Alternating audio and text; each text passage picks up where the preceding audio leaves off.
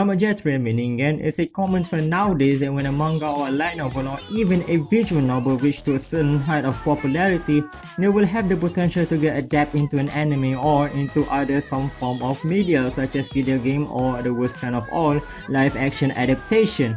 However, in some cases, there are a handful of popular manga titles that don't always get adapted, and in those cases, it got the fan of the title riled up and reached towards the various anime studios that rather adapt other shitty titles than their favorite.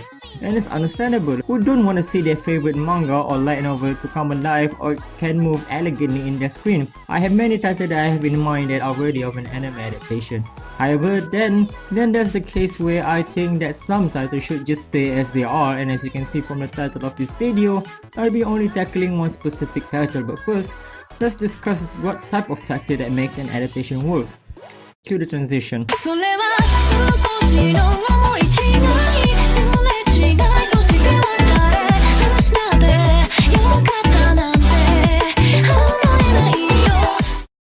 A simple short explanation, a good adaptation keeps the core storyline intact while improving on the elements that didn't work or don't work in the story as told by the original source material, i.e. the story should be the same quality or not better than the original. The movie adaptation itself shouldn't replicate all elements of the story in the original source material verbatimly, otherwise it wouldn't be called an adaptation. In details, different type of media such as an anime and a manga have each different unique strengths and weaknesses. Manga can only portray its story only by using drawing and dialogue, while anime has the advantage of it being it can move, be colorful, have sound and voice dialogue. However, it has some disadvantages as well, as animation can be an intricate form of work. Thus, you have to sacrifice the art quality in favor of animation or sacrifice the animation in favor of art quality, and that's where the problem lies when it comes to adaptation. With manga being only limited to drawing, the mangaka or the artist can emphasize and rely on the art to create a form of a story narrative.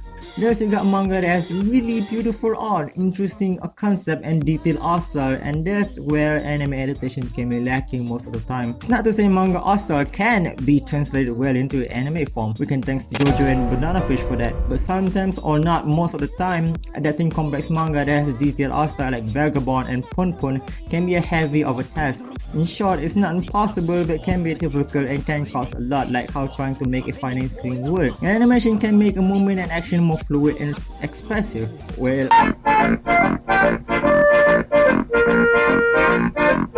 most of the time. But action scene in manga can be more impactful as it can emphasize a certain detail in a certain action scene and gives the audience to fill up the in-between each panel, thus making it more fun to experience.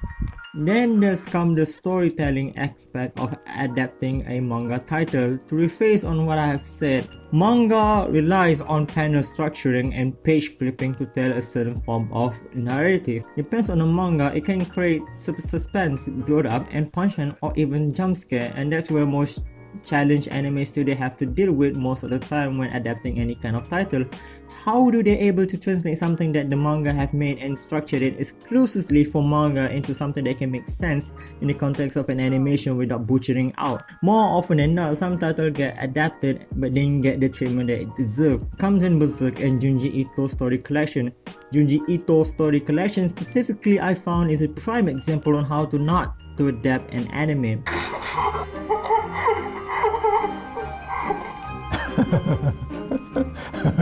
不思議な映像です。怖いのか、おかしいのかちょっとわかんないですけど。To begin with, Junji Ito manga heavily relies on the page flip and is specifically built for manga. Combined with the complex art style, you will need to do something spectacular to justify Junji Ito's elegant crafted horror. Unfortunately, they fail. Not only they fail on the art department, but they also fail to understand what makes Junji Ito horror works beautifully. Again, it's not that it is impossible, but you need a miracle to make it work. With all said and done, the difference between anime and manga is not that different when you look at it in a certain perspective. Thus, adapting something from a manga into an anime is not that difficult as the story is already there. You just need to structure it, keep it in the same line as the core of the main material, set up the rest of the thing that makes an anime, and you're good to go, right? Well, easier said than done. Adapting something into something different while trying to make the core what makes that something interesting still intact can be hard to follow through. It is not to say that it needed to follow 100% from its original source material, as it will not be called an adaptation that way. The point of adaptation is to change and fit the appropriate pieces into the media they want to be. Just to emphasize that a good adaptation doesn't always mean it results in a good anime or a good story. Just like I have said, some manga are not meant for adaptation either because it just won't work or the original source material is already shit to begin with. With that said, something like time constraint and budget can make or break or probably change an entire manga adaptation course off real. Plus that, with how intricate story structure in manga can be, you kinda have to wonder, is it worth it to see your favorite manga title to be butchered just in the name of seeing your favorite waifu move? That's where my study case for this video comes in.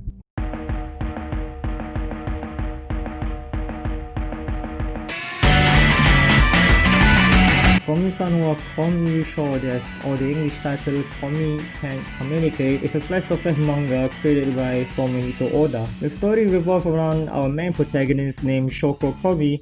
Komi-san, who is a typical beauty and popular character of the story, but she has a problem, and that is she has an extreme social anxiety causing her to not able to communicate with others really well, hence the name of the manga. However, due to some misunderstandings such as her attractiveness and stoic appearance, which in itself result from her anxiety, is perceived as refined class, making her highly popular while preventing people from actually getting to know her. It all stayed the same until we met our male protagonist of the story, Hitohito Tadano, which his name when rearranged can be a pun that literally means only a guy. Tadano, an exceedingly average schoolboy assigned to the seat next to her, is able to have the opportunity to discover that behind the Bishoujo appearance, Komi has a serious issue in communicating with others. Tadano set out to help Komi on her quest to find 100 friends, and this all have been done with a beautiful exposition of them communicating with each other just for the first time by using a chalkboard. With the synopsis done, let's go for the review.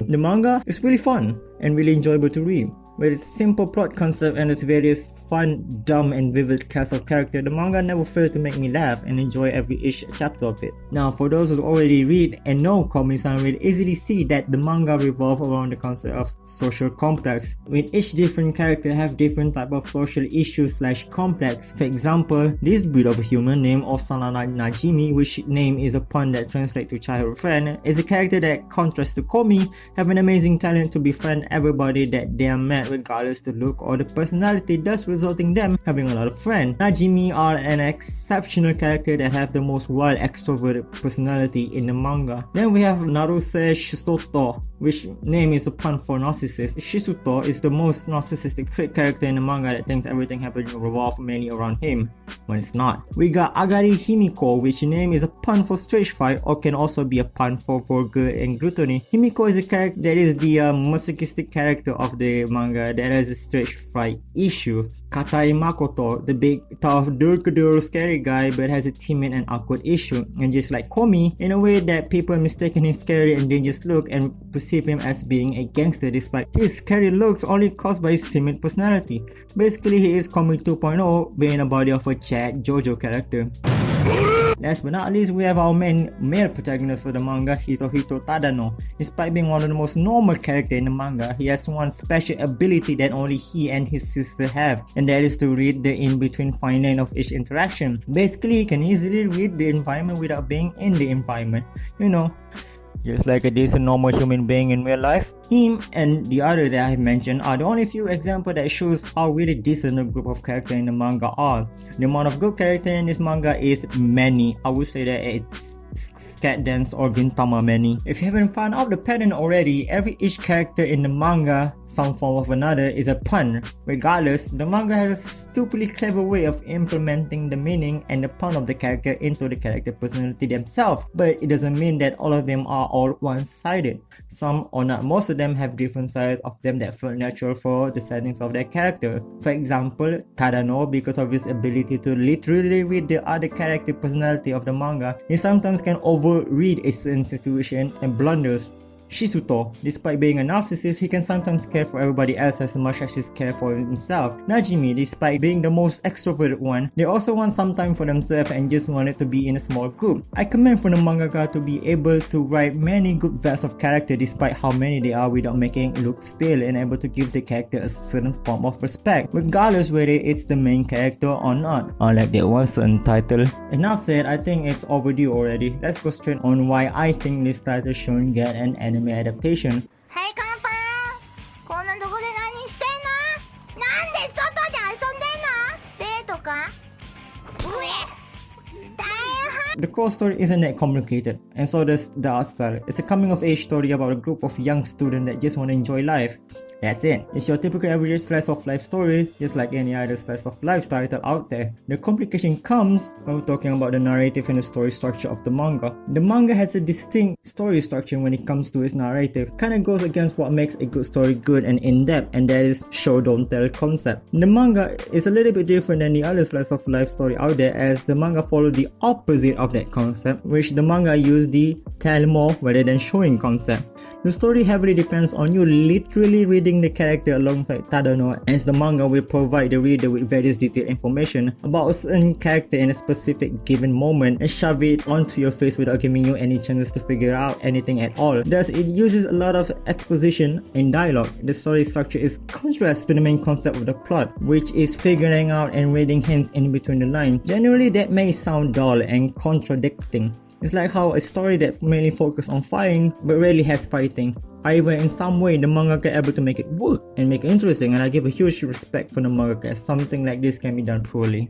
Anyway, why do the manga still didn't get any chance to get adapted into an anime despite its popularity, passionate cult following, and its high sale count? In regards to adapting the story, it's going to be a task on how to translate the exposition into a form that fit into an animation that satisfies the distinct narrative from the manga. They either have to do the Don Boru style of exposition, where they have to do it in a form of presentation and have someone explaining or monologuing the detail, or change it into the show don't tell concept, replacing all form of exposition into something where viewer have to guess and basically do what Tadano do in the manga, and that is to judge the character based off the character action and trait, except without any form of hint at all. At least with the later option, it accompanies the core theme of the story. However, it will strip down on what makes komi manga fun and interesting. At that point, it has become something different. The punchline and the comedy of the manga are also heavily relies on the reader reading all of the various word boxes to get the joke of the manga. As you all know, at this point, the manga is pun and dialogue heavy when it comes to its main punchline without including the fast-paced action-focused comedy. And you all know how people reacted to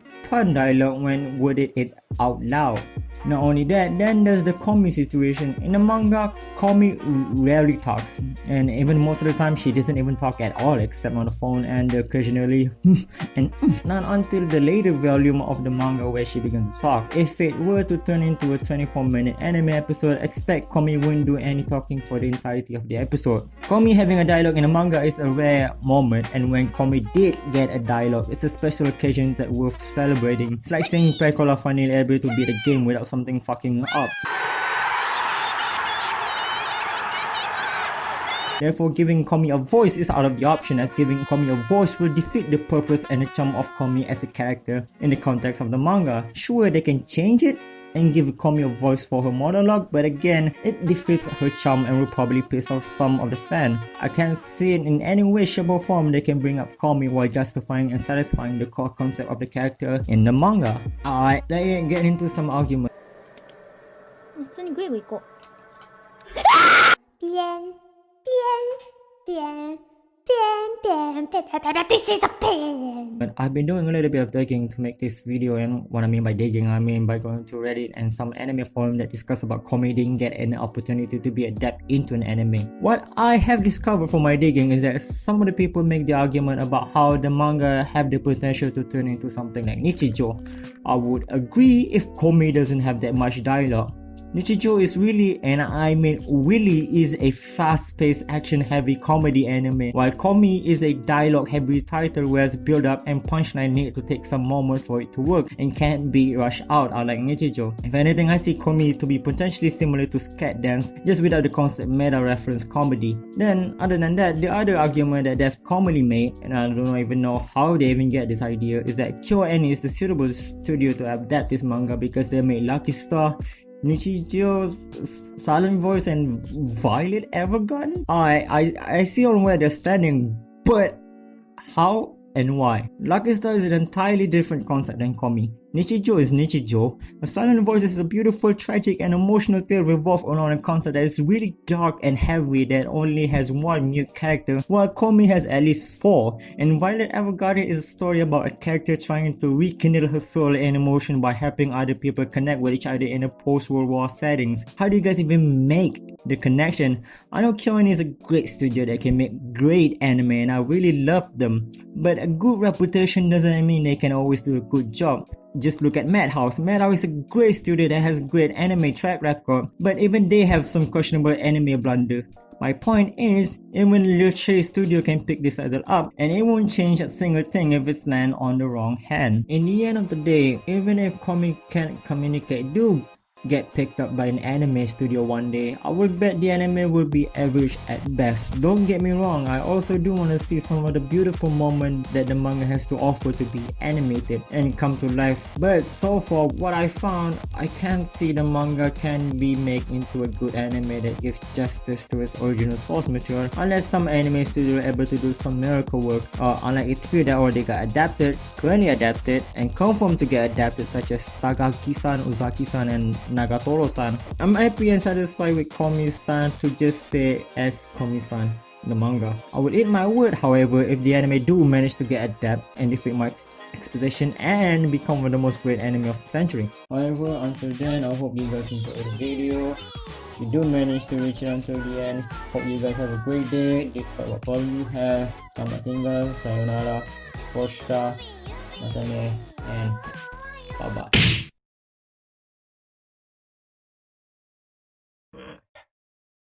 Where am I?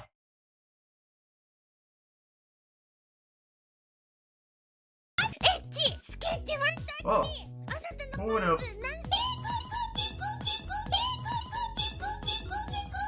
Wait, do you even speak my? But luckily, subtitles do this, so that's convenient. I speak what?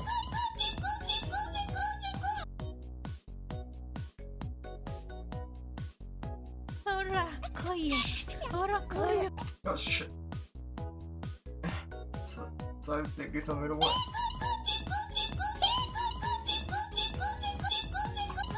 No matter the quit, no matter the situation, I have to take it. What if I don't? Yeah. You better do what? 僕らバカになって宙を待って今だけは忘れてらったた踊り明かそうこの夜を明かそう涙は干して眠るように嘘になってしまわぬように僕じゃない僕にもらった